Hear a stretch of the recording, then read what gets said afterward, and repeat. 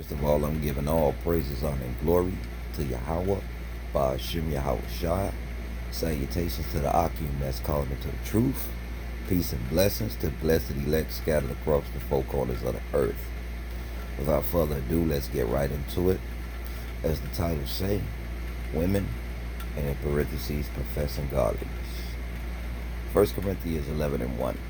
Be ye followers of me, even as I also am of Mashiach. This me right here, that's Paul speaking. Now, 1 Corinthians 11:2. Now I praise you, brethren, that you remember me in all things, and keep the ordinances as I delivered them to you. What's one of the ordinances? The orders. Third verse. But I would have you know that the head of every man is Mashiach, and the head of the woman is the man, and the head of Mashiach is the power. But I want you to see that the head of the woman is the man. He is your head. The head of the woman is the man. If he is the head, she is beneath. There is no 50-50, despite what this place, America, told you. Let me get the next verse. I have it ready. And this is going to be Genesis 3:16. And it reads in Genesis 3:16, unto the woman he said, I will greatly multiply thy sorrow and thy conception. In sorrow thou shalt bring forth children, and thy desire shall be to thy husband, and he shall rule over thee. He shall rule over thee. That sounds like he is the head. Because if he's a ruler, he has subjects. And yes, woman, speaking to that godly woman, yes, you are subject to your husband. Right? Let's get some more scriptures. Genesis 2:24. I stay in Genesis.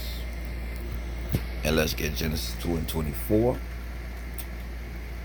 And it reads, therefore shall a man leave his father and his mother, and shall cleave unto his wife, and they shall be one flesh. So though that your husband is your head, okay, and he shall rule over you, yet you all guys are one flesh, which means y'all move as a body. All right. A man has rules and certain rules that he has to apply to the relationship that the Most High set up between you and, between him and his wife. So they are one flesh. For example, on the worldly level, if your husband, let's say you want to go out, or you want to probably go do something after work or whatever, whatnot, your husband must know. You can't just get up and just go and do it. That would be very disrespectful. But what would be respectful, and what would make this scripture have life, is you moving as one flesh. Just by making a simple call to your husband, or notifying him in some kind of way, hey, can I go to Cheryl's house after work? And, I'm going to be at Cheryl's house. That's just honoring your husband and showing him respect. Being able to move in one flesh. Hey, you want to take some money out of the bank account? You want to go buy some? Hey, your husband should know. That's honoring your husband and showing respect to your household. And like I said, this is not for every woman. This is only to the women who profess godliness. Let's go to Sirach, and let's get something out of Sirach. Ecclesiasticus, out of the Apocrypha, the 25th chapter of Ecclesiasticus, and I'll begin at the 22nd verse. Okay, the app is tripping. Salah. Let me get it again.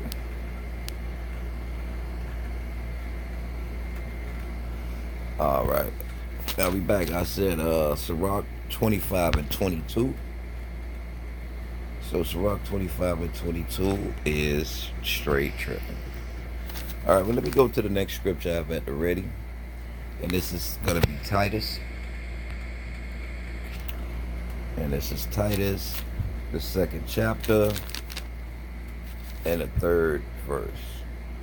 And it reads, the aged woman likewise, that they be in behavior as becometh holiness, not false accusers, not given to much wine, teachers of good things.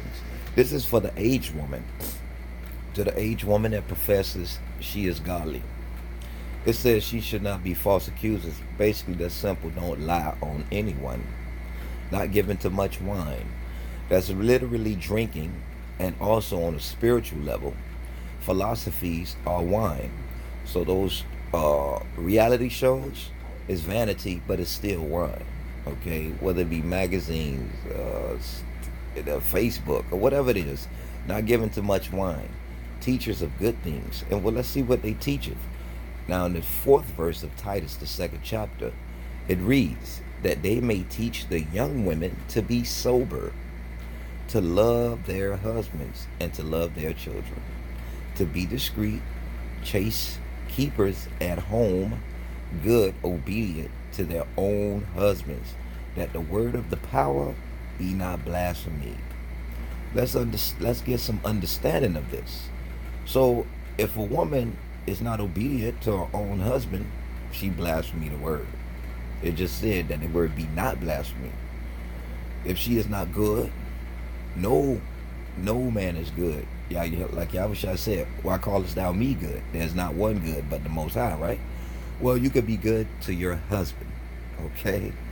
That's what he's speaking of. Good to your husband. Keepers at home. You got to take care of the house. You got to take care of the house. Does that mean cleaning the house? No, it's so many things just cleaning the house. Taking care of your husband is basically showing obedience. All right? And the aged woman supposed to teach the younger women to be chaste, discreet, use discretion. You don't supposed to, I grew up, you ain't supposed to hear a woman in the street. She's supposed to be quiet and subtle, right? Chaste, meaning basically being holy. If you chase, you chasten like a chastity belt, you know what I'm saying? You're basically separate, sanctified, and holy, being chaste. All right? All these things are not attributed to that woman who professes godliness. She blasphemed the word. It just plainly says. Now, I'm not talking about the woman that want to live and follow her own heart to do what she want to do. Let so be her do that. And the Most High going to do what he want to do. Well, going to do what he going to do. Let's go to the next scripture I have read. This is 1 Timothy, a well-known scripture amongst the brethren who be in the know. And it's 1 Timothy, and I'll just get right to the point.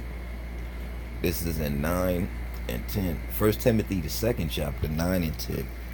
In like manner also that women adorn themselves in modest apparel, with shamefacedness and sobriety, not with broided hair, or gold, or pearls, or costly array, but which becometh women, professing godliness with good works. Now, in like manner also that women adorn themselves in modest apparel. In other words, modest apparel. What is modest apparel? Something that is not as revealing, right?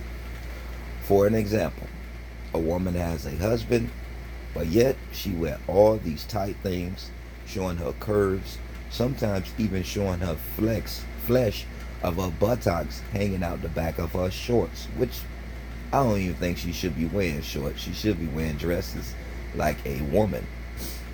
But the point is, these things are not modest apparel. Whereas you have a husband, should other men see what your husband have at home? But the women, some women would tell you, I do this and I dress like this because it's for me. No, it's for attention. And that attention makes you feel good. It makes you feel like you're still sexy or whatever, for what purpose. But it is for attention. You can't even see yourself unless you look in the mirror. And that is absolutely off to be so revealing. And yet you have a husband at home showing men his property. So modest apparel, shamefacedness goes back to discretion, to be discreet. Being shamefaced, the fact is, you are a woman. Okay? Some women I've seen so bold as to jump in the face of a man who is big and burly, and they are so small, the man could pound them with one hit. But It's a spirit in the air of pride. A woman's supposed to be soft-spoken, discreet, and shamefaced. And sobriety, being sober, not necessarily being sober as far as wine, being sober in conscience and mind. That's why he said not giving too much wine. That's on the level of philosophies. Maybe she read story romance novels, and no, you got to be sober in your sobriety, stable, alert, and know what's going on. It says not with broaded hair. Never say you can't do your hair, women. But in other words, don't let your looks, costly golds and pearls, don't let it be your looks that is what attracts your husband to you. Okay? And to have you continue in this fight for salvation. Let it be the inner woman. But which becometh women professing godliness with good works. How do you show your good works? Well, you show your good works according to the way you teacheth your husband. So let's not forget, your husband is a ruler over you. When the scriptures, I'm going to the next scripture, it's going to be Numbers 30. When the scriptures say your husband rule over you, let me have you with wisdom. Doesn't mean that your husband is going to abuse you, beat you down, put a whip on you, and chain you up. Doesn't mean that. It's a sense of order. He is the head. You are not his equal. There is no 50-50, despite what this place have told you. Let's go to Numbers 30 and 7. And this is Moses giving the law that was given to him from Yahweh, by Hashem Yahweh Shah, Yahweh being the name of the Heavenly Father, who the world ignorantly calls God. And this is Numbers 30 and 7. And it reads, and her husband heard it. Numbers 30 and 6. And if she had it all in husband, when she vowed or ordered aught out of her lips, wherewith she bound her soul, and her husband heard it, and held his peace at her in the day that he heard it, then her vow shall stand, and her bonds wherewith she bound her soul shall stand. But if her husband disallowed her on the day that he heard it, then he shall make her vow which she vowed, and that which she uttered with her lips, wherewith she bound her soul, of none effect, and the Lord shall forgive her. Let's get some understanding. I'll give you an example. My wife would say, I feel like going to take a walk or a jog, right? For exercise. Friday. No, the day is Friday, right? I use Monday. My wife say, hey, Monday, I'm going to go take a jog. I say, I don't want you to take the jog. She has to honor that. Now, of course, you know, you have a husband speaking to that godly woman. You want to talk and try to corral him to get you to go, that's fine. But according to the scriptures, it says, right here in the 8th verse, wherewith she bound her soul, and that which she uttered with her lips, wherewith she bound her soul, of none effect, because he disallowed her. He said, no, you cannot go jogging. So he made that what she want to do, none effect. That's his word. He is your Lord. He is your ruler, as according to Genesis, right? He is your head. Right here, the scripture is synonymous with that. He has made your word non-effect. Sorry, I can't go. That's what it is. Now, another key thing, and I speak to the man when I say this, we have to understand, it says, but if, in the 8th verse, but if he disallowed her on the day that he heard it. So today is Friday. If she's telling me today, I have to say today. I will be off. I can't go Saturday and say, hey, you know, I changed my mind. I don't want you to go. Then I have to suffer for that. I have to take that hit. Let's go to the 9th verse and let's get some deeper understanding. But every vow of a widow and of her that is divorced, wherewith they have bound their souls, shall stand. Why? Because she's a widow. She doesn't have a husband, so to speak. Right? She is divorced. She doesn't have her head, so to speak. Wherewith they have bound their souls shall stand against her. Alright? And if she vowed in her husband's house, or bound her soul by a bond with an oath, and her husband heard it, and held his peace at her, and disallowed her, then all her vows shall stand. And disallowed her not. then all her vows shall stand, and every bond wherewith she bound her soul shall stand. But if her husband hath utterly made them void on the day that he heard them, on the day that he heard them, then whatsoever proceedeth out of her lips concerning her vows, or concerning the bond of her soul, shall not stand. Her husband hath made them void, and the Lord shall forgive her every vow and every binding oath to afflict the soul. Her husband may establish it, or her husband may make it void. You hear that?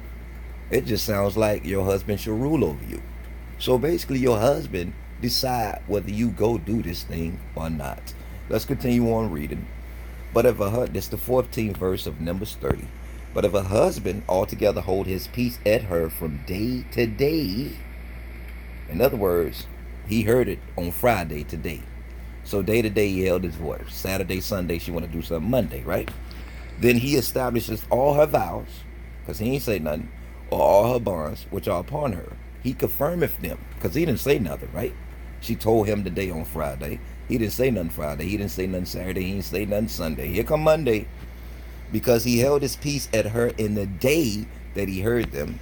But if she shall any ways make them void after that he hath heard them, but if he shall any ways make them void after that he hath heard them, then he shall bear her iniquity. Because he heard her ask on Friday. He heard her ask on Friday. He didn't say nothing on the day he heard it. He didn't say nothing on Saturday. He didn't say nothing on Sunday. But here come Monday. He got, oh, nah, man, I don't want you to go. You just done broke a law. You committed iniquity. And it says in the 16th verse in Numbers 30, these are the statutes which Yahweh commanded Moses between a man and his wife, between the father and his daughter, being yet in her youth in her father's house.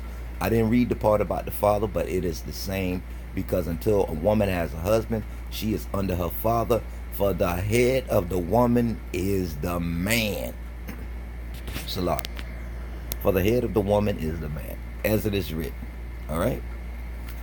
So your husband shall rule over you. Despite what anybody tells you, these are the words of Yahweh Ba'ashem Yahweh Shah. It's only if you believe. To those women who profess in godliness, if not so, follow your own heart. This is not for you. All right, let's get First Peter's. First Peter's.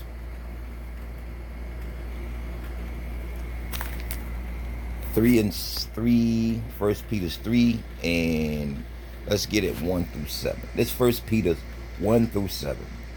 Likewise, ye wives, be in subjection to your own husbands, that if any obey not the word, they also may without the word be won by the conversation of the wives, while they behold your chaste conversation coupled with fear, whose adorning let it not be that outward adorning of plaiting the hair, and of wearing of gold, or of putting on of apparel, but let it be the hidden man of the heart, in that which is not corruptible, even the ornament of a meek and quiet spirit, which is in the sight of God the power of great price.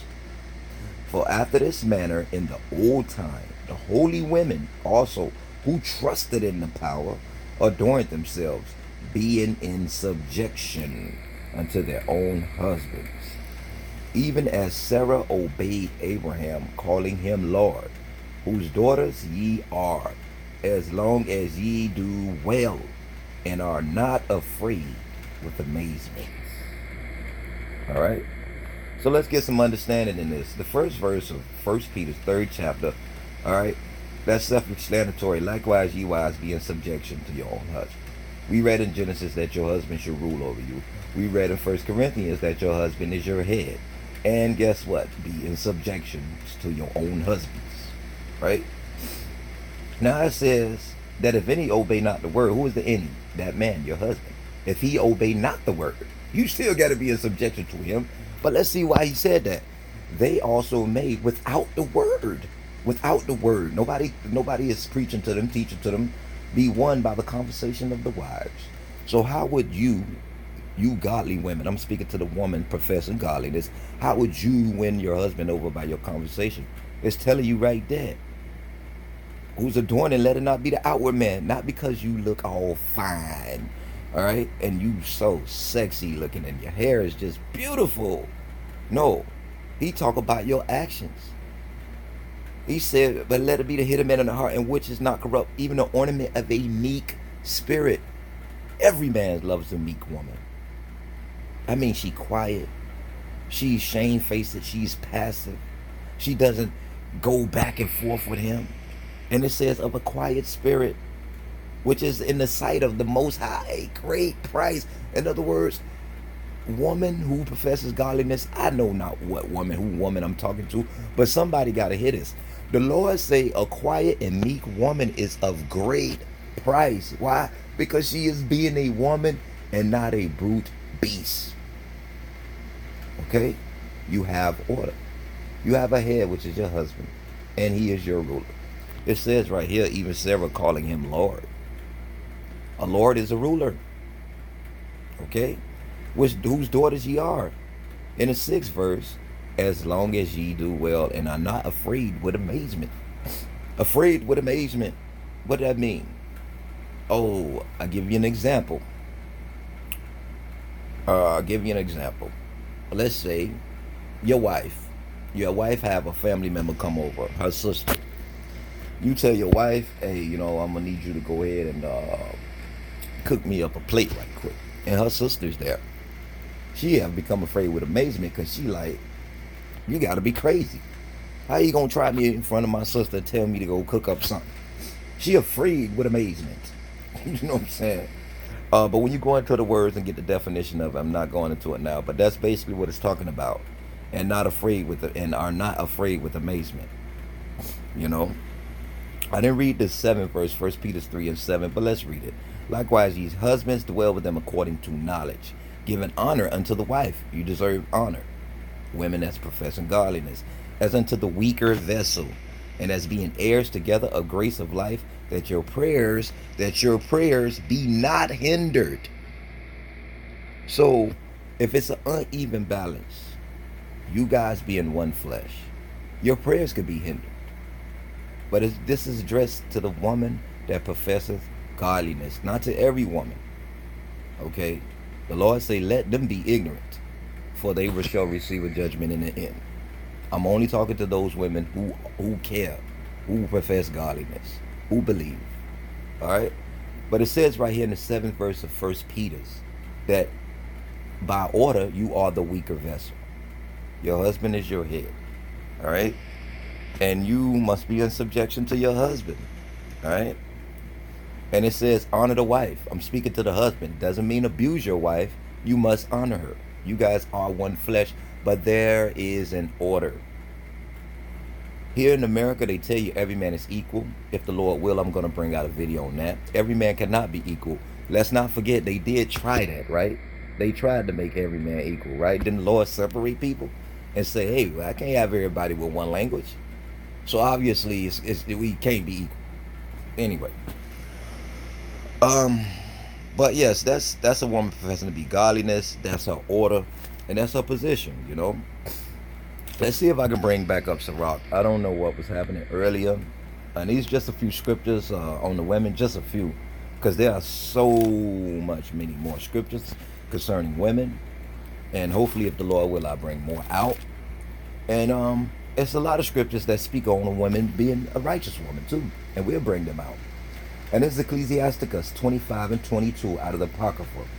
A woman, if she maintain her husband, is full of anger, impudence, and much reproach. A woman, if she maintain her husband, is full of anger, impudence, and much reproach. 23rd verse. A wicked woman abateth the courage, maketh an heavy countenance, and a wounded heart. A woman that would not comfort her husband in distress maketh weak hands and feeble knees. Let's get some understanding on the 22nd verse. How can a woman maintain her husband? Now, in today, what we would say, don't forget your husband is your head. Don't forget your husband is supposed to rule over you. Don't forget you're supposed to be in subjection to your own husbands, right?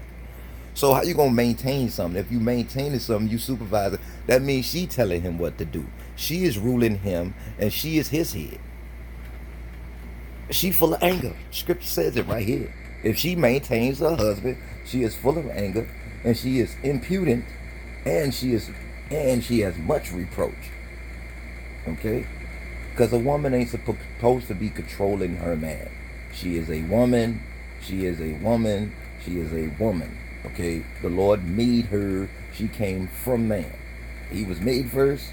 She is a woman. This place will corrupt your heart, bro. This place, America, with their philosophies will corrupt you if you let it. But let's follow the Most High. Let's follow Yahushua. Let's follow Yahweh Bashem Mashiach Yahushua, right? Ecclesiastes 25:23. A wicked woman abateth the courage, maketh an heavy countenance, and a wounded heart. A woman that would not comfort her husband in distress maketh weak hands and feeble knees. In other words, I'm going to say this. Woman, to this woman who professing godliness, if you and your husband, y'all share home together, which I strongly recommend, I say this to my wife. You are my first responder. You are my first responder. Salak. Salak. Oh, Lordy. Salak. You are my first responder. And I speak this to all women professing godliness. You are his first responder. Of course, the Most High we shall pray. But you that man, nurse, doctor, okay?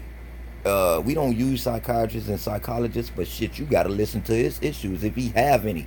And that's the comfort. And there's so many other ways to comfort your husband. But it says in distress, you make it the weak hands and feeble knees. I figure, hey, she ain't comforting me. The hell is my drive for? What I'm doing this for? She don't care. The hell should I work hard for, right? Why the hell should I go get this money? Weak hands, that's your works. Whatever you put your hand for too, that's the things that you do, your works. Feeble knees, you can't go the direction you going. You like, hey, you dragging the work because this woman at the house, she don't appreciate, she don't comfort you. Why should I be in a rush to go to work? Why should I give my all into getting the money to support us? Why? She don't comfort you in your distress. And abated the courage. To abate mean to abate mean basically to go away. It lessens, like to recede. You know what I'm saying? Abated the courage. It's like, that's a word, it's receding. Your courage is receding. Your courage is abated. You feel like, hey, you know, it ain't worth me trying to go hard, bro, because this woman don't appreciate it. You know what I'm saying? Make it the heavy countenance. Your countenance is not necessarily how you look. It's your whole aura, like your whole aura. Your countenance could be your looks. It could be seen in your clothes. It could be seen in your facial expression. It could be seen in your gait. Your gait meaning how you walk. Okay? So she make it a heavy countenance. You could be dressed nice and people will say, hey, what's wrong with you? Because your countenance. They see that down aura. So that's a wicked woman. And I speak this to the woman that is professing godliness. Don't be like that. Be supportive of your household. Be supportive of yourself. And that's what I say, yourself, because he is your head and your husband, and you guys are one flesh. And since you are one flesh, you hurt him, you really actually hurt yourself. Because you guys are one flesh in supporting a household. Let's continue on. Ecclesiastes 25. No, I'm not even going to go into that because that goes into something else. So we have the point on that. All right. And I have one more scripture to come out. And, so let's stay in Ecclesiasticus. And hopefully I can bring out more because there's so many scriptures on women. It's so many. And Sirach 40:23. And it reads, to my sisters, a friend and companion never meet amiss, but above both is a wife with her husband. Do you hear that? The Most High put the communion between the wife and the husband above the friend and the companion. Okay? The Most High is very big on household and family because you didn't choose to meet your husband. The Most High chose you to meet that man. And vice versa to my brothers. You didn't choose to meet that woman. The Most High put her in your path on your daily walk. And say, I'm going to have them two link up. Doesn't the scripture say somewhere, let no man put asunder what the Most High has brought together? Right? So we didn't decide to meet our wives. Talking to my brothers, my fellow laborers, my fellow brothers in hope of salvation. Not just talking to every and anybody. You didn't, to my sisters, the godly woman. You didn't choose to meet your husband. The Most High set that up. And he said, this is what I have for you. He should be your head and he should be your ruler. Check yourself. Check your household. Send up prayers, you guys, together. You know, let's not blaspheme the word. I'm talking to the women that professes godliness, not to the women that's outside the temple. All right? Let the woman that's outside the temple continue to live her life as the scriptures say. He who is ignorant, let him be ignorant still. And that's what I do. Stay ignorant. That's you. But I hope this was edifying. And like I said, as the Lord will, I will bring out more scriptures concerning women, the good, the bad, and the ugly. Okay? And there's many beautiful and colorful things about women who profess godliness and which way you should walk. Shalom.